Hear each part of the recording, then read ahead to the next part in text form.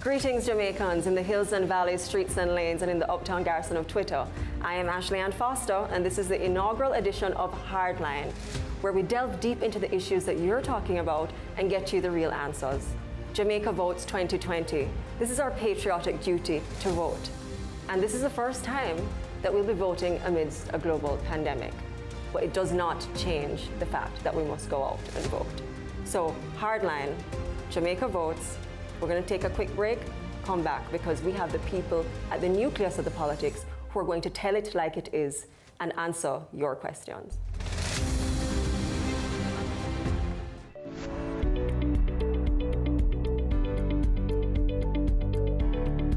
ARC is one of the leading manufacturers and distributors of building materials in Jamaica. We have been serving our global customers and partners, from builders, contractors, interior designers, with innovation leveraging technology, superior quality, service and efficiency for almost 20 years. At ARC, we are committed to ensure that all products are adequately stocked, and by achieving this, we have managed to be one of the premier carriers of the largest inventory in Jamaica.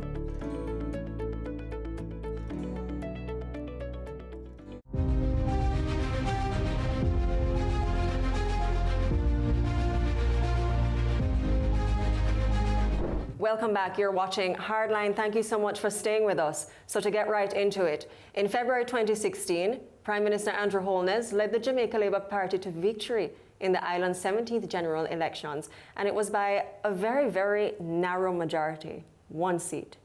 Today, almost 5 years later, hot on the heels of a September 3rd election, a lot has happened in the nation, and yet a lot hasn't happened. And many of us would say, no big shocker. Well, this is because most of our politicians, like most Jamaican men, have broken more promises than they've ever kept. But guess what? We're used to it. Promises, comfort, fools. So, to quote King Beanie Man, memories don't leave like people do. They always remember you. Whether they be good or bad, it's just the memories that you have. So, before we go to the polls, to exercise our essential democratic rights, let's take a walk down memory lane. And we have to understand two things. One, it is our patriotic duty to participate in the life of our nation by voting, and voting for whoever and whatever we believe in. No matter who it is, it's your choice. Two, it is our patriotic duty to hold all of our politicians accountable, regardless of whether we like them or we dislike them, whether we're friends with them. They're here to serve us. 3, country over party, not party over country. So I'm hoping that all of you have already been enumerated and you're getting ready to vote. Due to the chronic partisanship, however, I have to give this caveat because partisanship in Jamaica is more rampant than COVID. Making myself very, very clear right now about today's topic, in the name of democracy. And in the name of democracy, we have to go there today because the Jamaica Labour Party is the government. The JLP was given a mandate by us, you, the Jamaican people. And like any contractual arrangement, before we renew or before we discontinue our contract, we have to consider the good and the bad and consider whether or not there have been fundamental or forgivable breaches, or if any at all. So according to our Hardline research, the JLP's 2016 10-point plan, of those 10 points, only 4 of them have been kept in entirety, and 6 have either been kept partially or not at all. The JLP made other important promises on the platform, in the papers, and right after they won us over. There are a lot of promises there too. With that said, let's take the walk down memory lane, and we're going to go back right now to what should have been the first 100 days. Do you remember the fixed date election? Mr. Speaker, a critical plank of the growth agenda is to reduce the uncertainty of government action, reduce the time for decisions, flatten the hierarchical structures, and speed up the bureaucratic processes. This will reduce political risk and government-related risks in investment. Fixed election date is not merely a political initiative, it is more so a competitive initiative. So fixed date elections, this was originally a promise made by the former Prime Minister Bruce Golding in 2010. It was made again by our current Prime Minister, the most honourable Andrew Holness in 2016, as you just saw right there. So promise made, promise unkept. Here is another one. Do you remember term limits? Within the first 100 days of government, we will start the legislative process to introduce term limits on the office of Prime Minister. Of course, we'll take a deeper look at term limits later. You're watching Hardline. I promise. I'll be right back. The following is a paid announcement by the People's National Party. Building your Kingston, building Clarendon, building your Central, Portland to Westmoreland, building your St. Bess, building St. Catherine, yes. St. Mary now get left, and over to the west, building up St. James, St. Thomas have the wave, building Manchester name, Trelawney we are clear. Hey, building your Jamaica, BNP does a build it up, building your Jamaica, BNP does a build it up, build it up, build it up, hospital and school, farmer plant more food, build it up, build it up, our factory like a road that improve, build it up, build it up, put the X beside the head, that's what you're gonna do, build it up. Build it up. We are built Jamaica for me and you. The proceeding was a paid announcement by the People's National Party. The following is a paid announcement by the Jamaica Labour Party. Fishing is not just a pastime for me. It's my livelihood and that's how I make my money. So when COVID come, it mashed me up. But the government put in place something for people like me. And I respect that. And if him can do that for we, I know him can help we to build back stronger.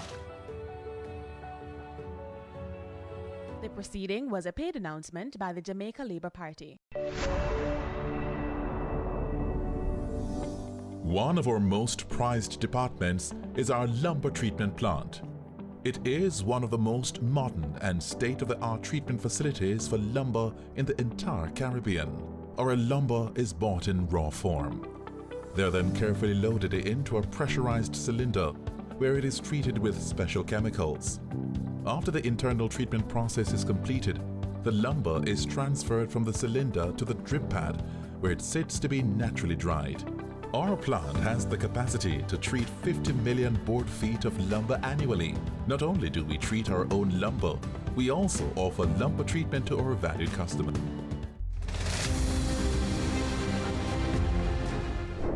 Promise kept, I'm back, and this is Hardline. We're going to continue to look at promises made, and let's do an accountability recap. Did the government deliver on its 2016 promises to the Jamaican people? So let's take you back to the promise of impeachment proceedings and the Prime Minister's campaign undertaking that only members of unquestioned integrity would sit in Parliament. Within the first 100 days of our government, we will start the legislative process to institute, and I want you to listen to me carefully, impeachment proceedings in Parliament. And we also believe in the promise of government accountability. So over to you, the most honourable Brogard. People who form my government will understand that they're not there to serve themselves. So they will know that they will be held accountable for their action. So it's not like how the PNP run their show. Well, over the last 4 years, we've had an unprecedented level of shocking scandals, from the Ministry of Education to the state-owned oil refinery Petrojam, the educational institution CMU, Mombasa Grass, used cars for cops, the scandal at the Firearm Licensing Authority, and what some are calling sweetheart deals, literally and figuratively. Scandal after scandal has made good campaign fodder for the opposition. It started before year one had been completed with the bushing scandal. Then there was the police used car scandal, the firearm licensing scandal, the $17 million welcome sign. the missing funds at Duns Rivers Fall, the misuse of funds at the Student Bureau. You know, Mr. Speaker, I ask myself all the while, why is only the scandal bag that them bang? Them should bang the whole bag of scandal. Remember, every minister was to have a job description. So what happened to that? Because which one of us would get hired without a job description or even the requisite qualifications? Unless, of course, it's Petrojam or JUTC, you know, jobs for the boys and the girls in green. There was also a commitment of doubling the minimum wage and not stopping until it was set at 12,100 Jamaican dollars. Today, minimum wage was only increased to $7,000, which is 5,100 short of the promise. We are not change up the system, and that is how we are going to increase the minimum wage in the first instance by $2,000. I mean, now stop till we reach $12,100. Do you remember the promise of 250,000 new jobs? So based on the projection, that should have been about 50,000 jobs per year, but it hasn't been that, because between October 2018 and October 2019, only 29,200 jobs were created. So the verdict, promise not kept. Do you also remember the promise of a referendum on the removal of the Queen, legalization of cannabis, and the Buggery Law, solely on the basis that we, you, me, everybody, the Jamaican people, should have a role in the decisions that are going to be made that impact heavily upon our future? We will also place on that referendum the removal of the Buggery Law. You can decide what you want. These things are important. They define the Jamaican state, and the Parliament shouldn't, on their own, make that decision. You should say how your country should be defined. You should decide how your country is going to be defined. So do you remember when you thought that you were going to sleep with your windows and doors open? Well, the crime monster is still on the loose. And this is despite the SOEs, the ZOSOs, and the SOSOs. We've had over 1,200 murders, with around 2/3 being committed in police divisions under states of emergency or other emergency mechanisms. According to the Jamaica 2020 Crime and Safety Report, between 2018 and 19, there was an increase in murder of about 3.4%. And so the feeling on the ground is terrible, miss. Boy, me wish God, because Andrew can't do nothing to it. Me wish God could have do something about the crime and the violence. The thing about crime is that I figured we dropped the ball, my generation dropped the ball, because discipline is not there in the society. I mean, even for myself, speaking to myself, no discipline, and therefore we didn't manage situations as well as we should. Crime is a mentality. I mean, you have to go to the roots. Why is it that you have a couple of kids with a whole heap of CXC in prison? another unkept promise includes the promise of 5 in 4, 5% GDP growth within 4 years. Have 5% in 4 years, an objective with a time attached to it. That's how things get done. Yes. When you set a public objective and you put a timeline to it. What we were told in 2016 were commitments, strong commitments, are now aspirational targets. And as our bills double and we pay for those who bridge, may I remind us all of the promise of cheaper and better electricity. Try not to black out. I don't like to make promise. I make commitment. And under the Labour Party government, we are going to ensure that we bring to this country the big power plants. We are going to ensure that we bring to this country the big energy companies that can put the money in here to build the plants to give you cheaper and better electricity. Well, I'm going to protest JPS tomorrow, anybody joining me, because the light bill is astronomical. Other broken promises include the divestment of loss-making entities and the stock market listing of the UDC and Factories Corporation. Additionally, the promise to create an intergenerational 50 or 60-year mortgage to make home ownership payments easier remains unfulfilled. Promises, promises, promises. Well, I promise to be right back.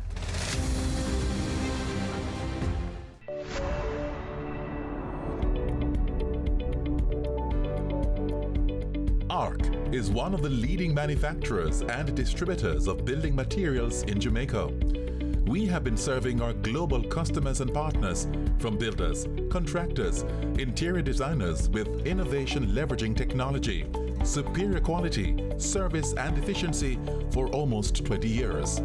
At ARC, we are committed to ensure that all products are adequately stocked, and by achieving this, we have managed to be one of the primary carriers of the largest inventory in Jamaica.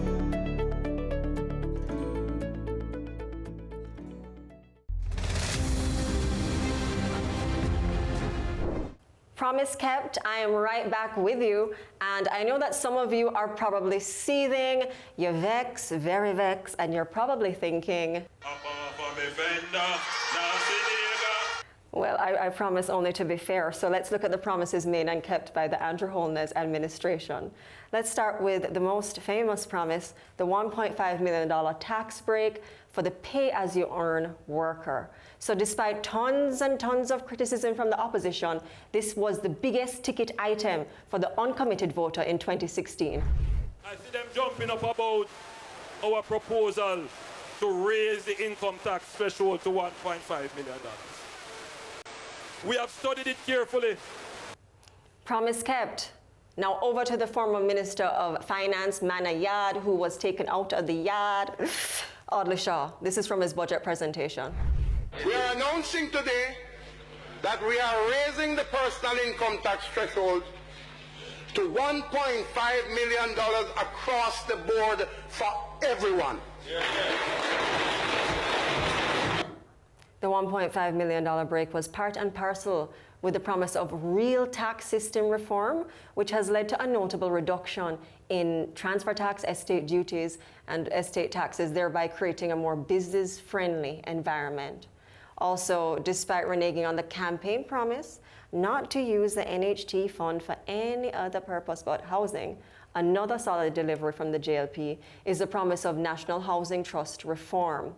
The government has reduced interest rates, increased the loan ceiling, making housing options more accessible for the working Jamaican. This is not talk. This is not promise. This is reality now. We are going through Jamaica, and this is what we are doing. This was there. But by virtue of the government's intervention, the taxpayers' money, this is what it was spent on. Increased employment is another delivery from the government.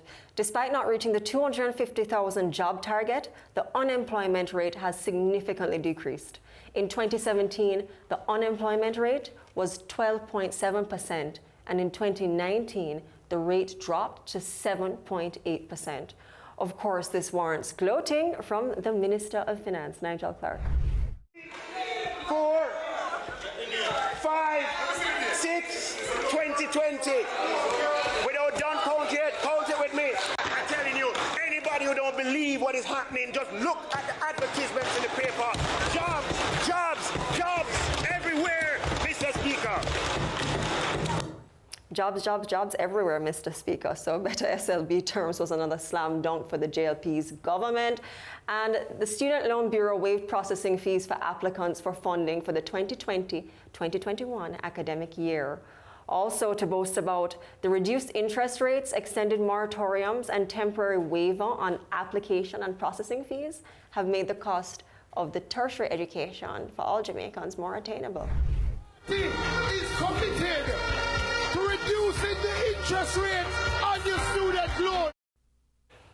The country saw post-grad loans reduced from 9% to 7.5%. The pay-as-you-go loans have been reduced from 6% to 4%. And all SLB borrowers employed full-time to registered charities were given a gift. And the gift was having 10% of their loan balance forgiven for every year that they're employed to a charity. Now that's huge, and it's impactful delivery of the promise to reform the SLB. Here's another promise that the government has made good. We will immediately restore the benefits at the junior stock market to grow equity financing for the expansion of small to medium-sized businesses as they form the stable base for job creation. This was and is still a big, big boon for many small and medium-sized businessmen and assertive female entrepreneurs like Kimala Bennett, innovators. So the restoration of the junior stock exchange benefits have afforded a growth opportunity to many MSMEs. Here's another slam dunk promise. Another delivery from the JLP was the establishment of the Ministry of Economic Growth and Job Creation. That ministry will be tasked to ensure that every single investment dollar that is spent in Jamaica is spent efficiently, and that every single piece of investment that is done in Jamaica creates.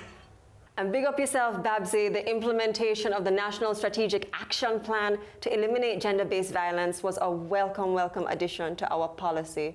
Her efforts and achievements in entertainment and culture are also noteworthy. We have introduced a policy to end gender-based violence. But I'm telling the women, don't provoke your man. Don't go scratch them up because you hear say them have another woman. So we're going to clap for the policy, but Babsy, the women of this nation are still waiting for their domestic violence shelters. But good on you. We're going to have to also acknowledge the efforts of Babsy Grange. Under her watch, the reggae music was inscribed on the UNESCO representative list of intangible cultural heritage of humanity. Also, Minister Grange is currently VP of UNESCO General Council. That's a big, big deal. Thank you, madam. Back to the promises. The government has also delivered the HOPE program as a national apprenticeship and service program. Although not fully delivered, the government has also made some headway with investment in tech, capital investments in water, and this is despite constant water lockoffs due to drought NWC. We also saw the appointment of one investment ambassador, as opposed to a promise of an entire cadre, a council of investment ambassadors, to improve the country's international profile. There's also been little progress regarding the rebuilding of a few town centres, but a little progress is better than no progress. So to top off this segment, let's give the PM a moment of glory. Here's a recap of his achievements to date. They said we couldn't do 1.5. We did 1.5. We removed business taxes, and then we gave another 1.5. We removed 1.5% of the GCT. We're taking the hard line. And up next, my visit with the leader of the opposition, Dr. Peter Phillips, on whether or not the PNP is ready for government. Right now, though, with COVID numbers on the rise, Hardline took to the streets to get your feedback on the upcoming COVID elections. COVID has affected me in a lot of ways because this is my business place, and since COVID, there's no money has been generated, nothing. I'm just coming out of faith, and because I have to come on my business every day to feel better in myself. But COVID has mashed up everything for me, period. The COVID is affecting people, and you're going to call an election. Isn't there going to be crowd? Make the election go on and done with everything in the country and make the country get to go ahead. You hear me? And when me like Desmond Mackenzie come a Harbour Street craft market, come settle where you settle. Make a place run good. From March, we're not doing any business in here. And now you're thinking of calling an election. Even when the Prime Minister tell us to go home, did he make provision for us? Go home to do what? The tourists come and say the tourists if stay in a hotel and we not forget them, but then they can't call election. With the COVID, not kill we have, because they're not country. And you come here and come in a straw market, because they're not country. Jamaica mash up completely. Because right here now back to school, the pitney them and them parents them not have no money if you go back, send them back to school. The children them not have no sitting there, no tablets. Them parents not have no money if you buy none for send them. They no want rasta. We not virus, we not slave, we not everything. We mash up.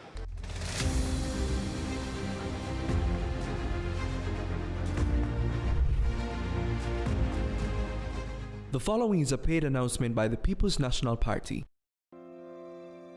Tell me something. You think you really matter to the JLP government?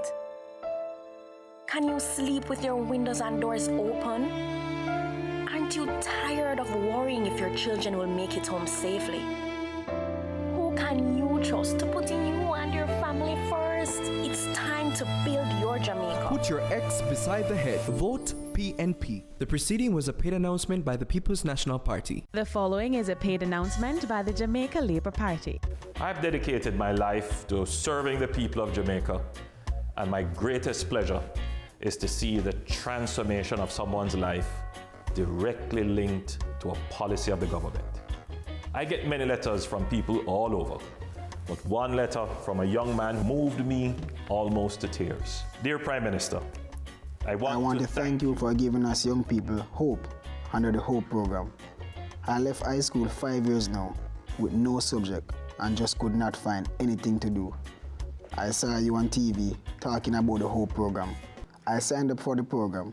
Today, I can do tailoring and I work with a company making uniforms. I am looking to start a business in fashion designing. The HOPE program saved my life. Keep on doing it for the youths.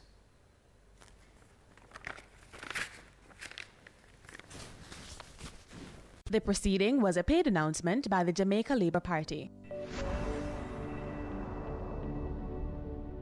One of our most prized departments is our lumber treatment plant. It is one of the most modern and state-of-the-art treatment facilities for lumber in the entire Caribbean. Our lumber is bought in raw form.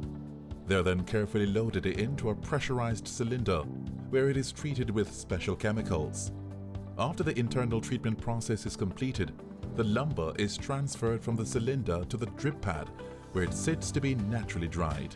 Our plant has the capacity to treat 50 million board feet of lumber annually. Not only do we treat our own lumber, we also offer lumber treatment to our valued customers. Welcome back. You're watching Hardline. Thank you so much for staying with us. Now, recently, I visited the Leader of the Opposition, Dr. Peter Phillips. Let's take a look at that. Now, we're going to get straight to the issues that you want to hear about with regard to this 2020 general election. Dr. Phillips, tell the Jamaican people why it is that you should be the next Prime Minister of this nation. My preoccupation is not with really being Prime Minister and not being Prime Minister. My preoccupation is with getting the kind of Jamaica that I believe the country has the potential to live up to. And so I am particularly interested in ensuring that we are able to create this stakeholder society which gives the people of Jamaica, the 700,000 of us who live in so-called informal settlements that they disparagingly called squatters, an opportunity to become stakeholders. I am concerned about eliminating what is being called the apartheid in education arrangements that have a first-class and second-class quality of education in the country. I am concerned about getting an economy that can give us high-paying jobs and not the kind of business model for the country that relies on low-paying employment as the basic attraction to overseas capital and investment capital generally.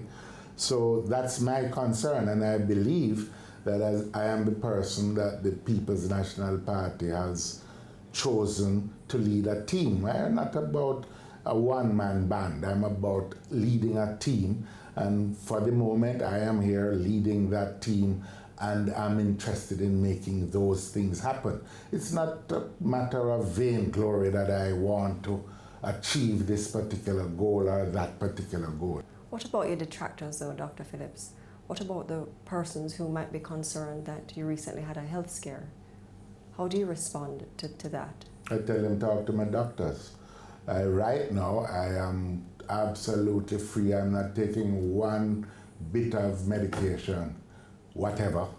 I have been out on the road in this campaign day after day, night after night, spending 8 hours and more. So we're doing the job. Whenever we can't do the job, we stop. So those questions about fitness and about your readiness, how do you respond to them? As I said in the beginning, talk to my doctors. You feel fit? I am absolutely fit. Fitter than before, quite frankly. Yes? Yeah. You feel ready? Yes. To lead the country? Yes. What about the persons, though, on social media, in the uptown garrison of Twitter, that is what I call it, who feel that there is a rift within the People's National Party that puts it in a state of unreadiness?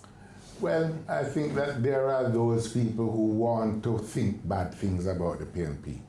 I think what you will see in our campaign that all the PNP people are on deck. We have had differences, we have had internal campaigns time and time again, and we are able to come together and lead the country going forward to achieve great things for the country. I'll just put it simply this way.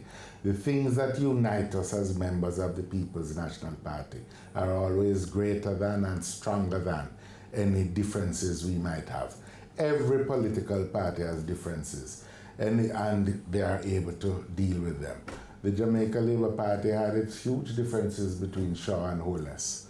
And if you listen to some of what was said at the time, but it hasn't prevented them from, in fact, forming a government. And in fact, we are very much united in this current effort. We are together as a team, and each of us doing our part. That's the nature of political life. Now, you mentioned a team. A lot of persons are seeing Andrew Holness out at the fore as one of the most popular leaders, according to the pollsters that Jamaica has ever seen. Now, that difference in approach, the PNP team approach and the Andrew Holness approach, do you think it will impact the campaign? We'll see. Okay. We'll see. Look, all through my life, I have had people say, this can't be done, that can't be done.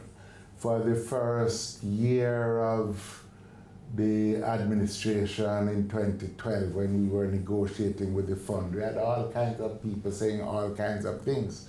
We did what we thought was right. I have always found in my experience that sticking to your commitment to do what is right to the best of your judgment and assessment always beats trying to do what is popular in a moment. Popularity is a very fickle thing. It comes and it goes. Your judgment might not always be right, but if you stick to the judgment to the best of your ability and do what is right by the country, then history will vindicate you. So the talk about age being a factor, the talk about sharp dressing, and all of those seemingly superficial things, they don't factor in your mind. For me, when I wake up each morning, I try to figure out what are the tasks that need to be done. How best do I perform those tasks?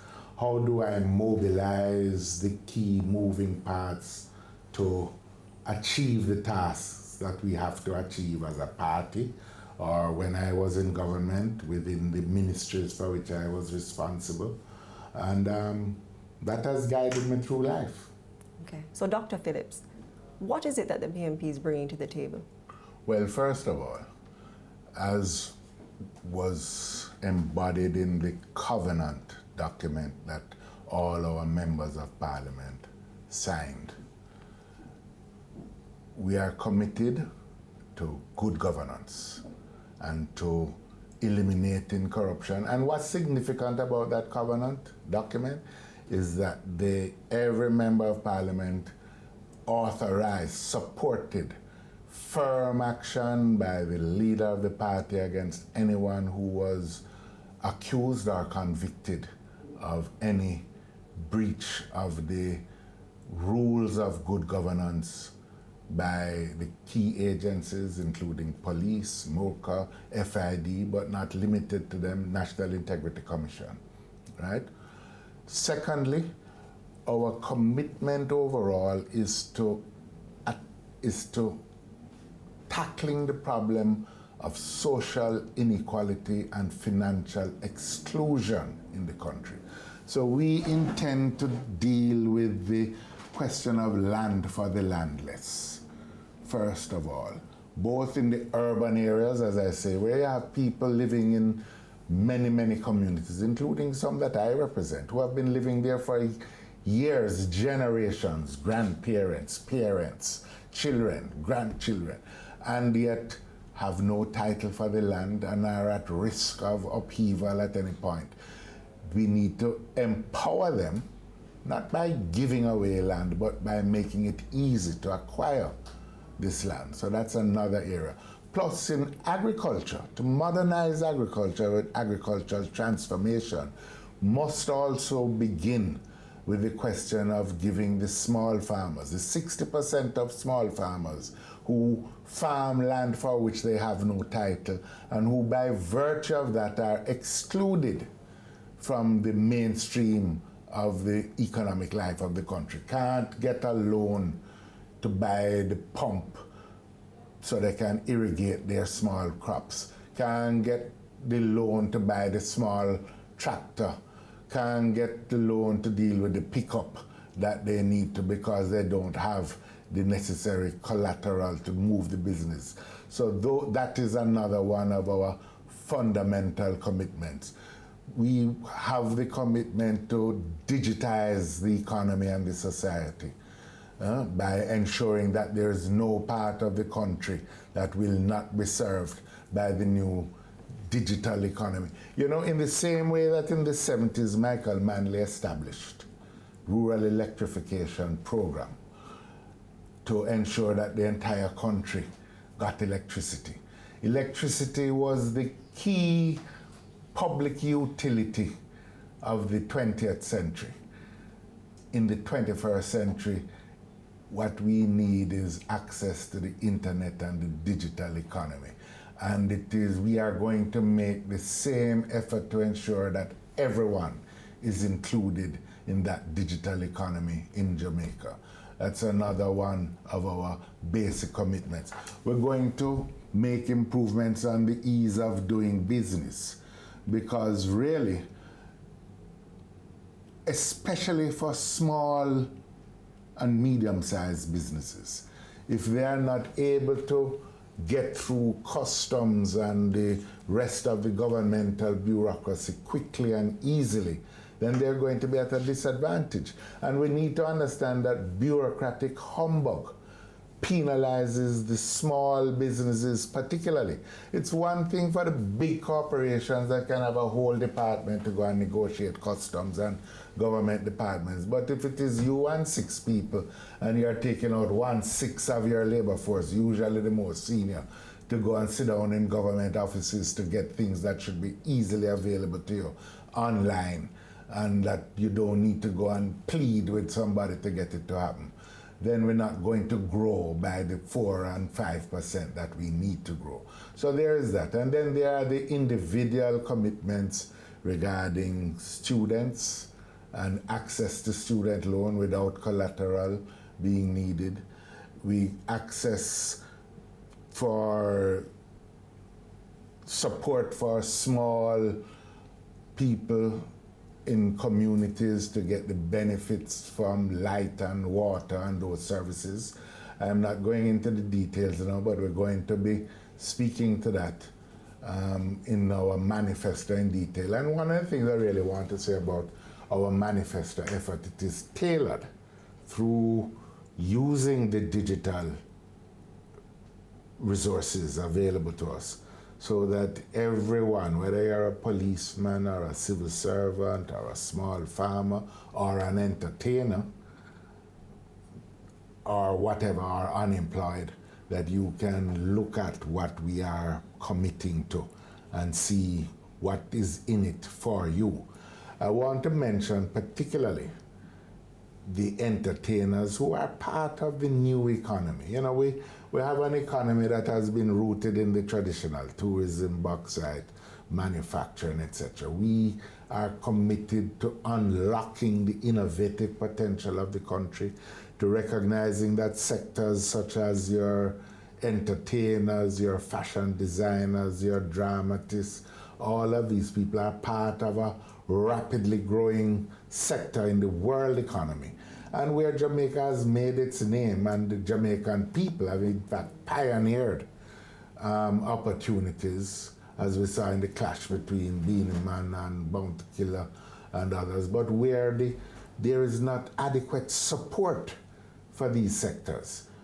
We are committing ourselves to really unlocking this potential for innovation among our new entrepreneurs and our small businesses.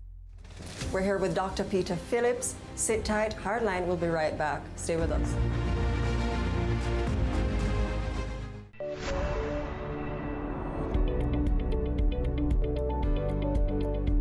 ARC is one of the leading manufacturers and distributors of building materials in Jamaica. We have been serving our global customers and partners, from builders, contractors, interior designers, with innovation leveraging technology, superior quality, service and efficiency for almost 20 years.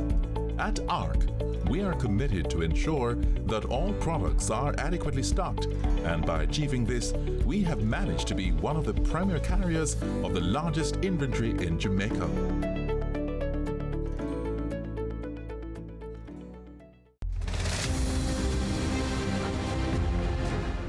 We are back with the Leader of the Opposition and the President of the People's National Party, Dr. Peter David Phillips. Dr. Phillips, young people, it is a thing. I'm a younger person, so I'd like to ask, what about jobs? Because as down in Montego Bay this week, and as speaking to a lot of persons, and the greatest concern was, okay, so tourism is out.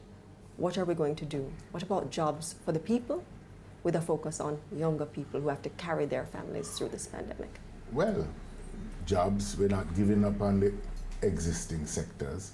We are saying that BPO and others will continue to expand. The world economy is going to be going through a crisis, but entertainment is the most rapidly growing sector in the world.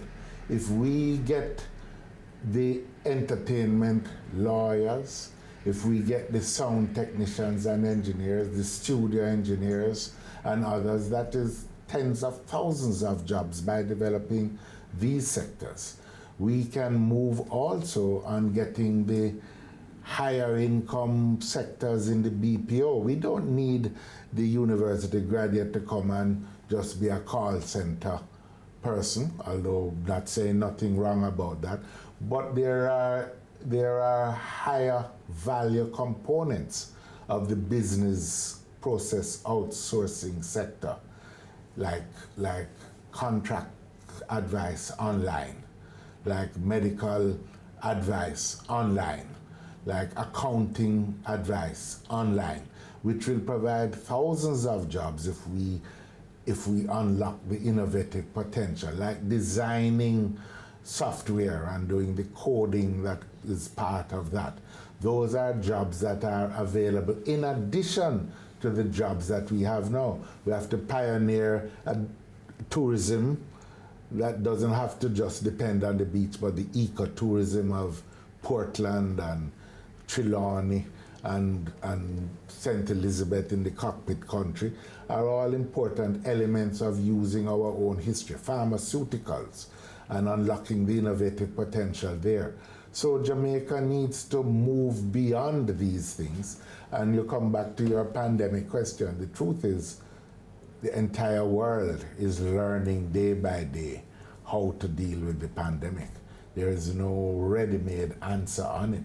But I say again that we have to be in it together and not pretend by either withholding information or sidestepping the inclusion of others to deal with this pandemic second spike that is upon us. Right before we wrap, we're mentioning the pandemic again.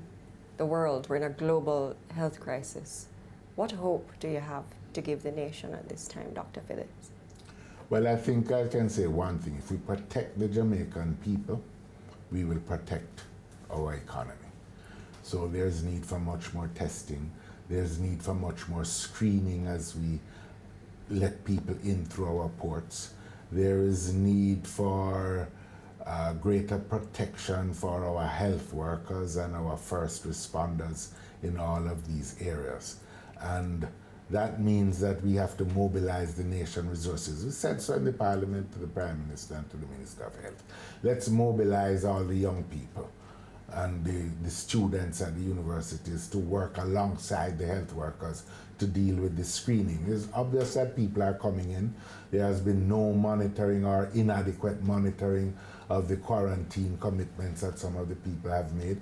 If Jamaica develops a reputation as being a highly infectious environment, then you can kiss your tourism revival goodbye.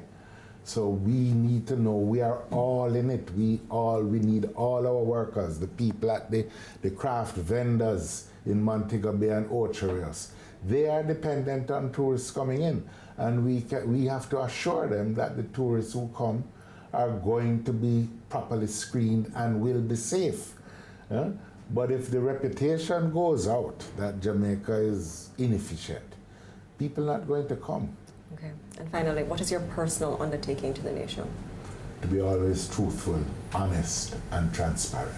Thank you, sir. Dr. Peter Phillips, the President of the People's National Party and the Leader of the Opposition, who will be contesting in our next general election on September 3rd. Vote with your conscience. I can't tell you how to vote. As the country reels from crime, as we live in fear and uncertainty because of COVID, what are we really voting on? What are the issues? What is the rescue plan? What is the recovery plan? Why are you going to vote? And what are you to vote for? Those are the questions that we have to ask. Are you satisfied with the government's performance? Are you satisfied with the opposition's plan as a government in waiting? Who has the better vision? And who do you trust? Is your vote for sale? And while you ruminate, let's move from a language of protest to patriotism. This is Hardline. I'm Ashley Ann Foster, and I'm going to be with you every Sunday at 6 p.m. And I'd like it if you would always, always come. My sister wakes me up every morning with the mantra that not voting anywhere is a threat to democracy everywhere. And therefore, I do believe that even if it's just for her, she's not eligible to vote at this time, I will be. Oh, I'm voting because it's my constitutional right. I will be voting. Why? Because the Prime Minister's performance is very good. I'm voting because life has to go on as usual, and there are other areas, that have voted, and those, it was conducted successfully, Eastern Caribbean, Trinidad, for example. And important decisions cannot be held, cannot be suspended. So regardless of the pandemic, we have to vote. I won't vote because I don't have the necessary paperwork at this time to vote. And then again, what we're going to be voting for? The time for election at this time, we don't think you're ready right now. I tell you straight, you understand? Put things like, get the thing on track. We say they might run an election. As right now, Jamaica people are tired of doing something like that. People are suffer. The prosperity thing, it not work. You understand me? I'm talking straight for me still. It's not about politics, it's about reality. You understand me? So Andrew Wallis government, he need to come straight to the Jamaican people. This time I think everybody needs to vote because guess what? We shouldn't even be facing an election in the middle of all of this craziness that is happening. So the very fact that them even calling an election means that them don't deserve to be in office. They need to be out. And if the other one come in and do the same craziness, take them out too. From 2017, the Prime Minister was saying that he was going to do a mandatory election, like in legislation, but that has not come to pass. So probably we're only in this problem about calling the election. So that's just my take on it. I don't know how he's going to strategically implement social distancing during election like that, because you're talking about crowd control, but at the same time, you're allowing people to be gathered, so it's nonsensical to me. Hardline with Ashley Ann.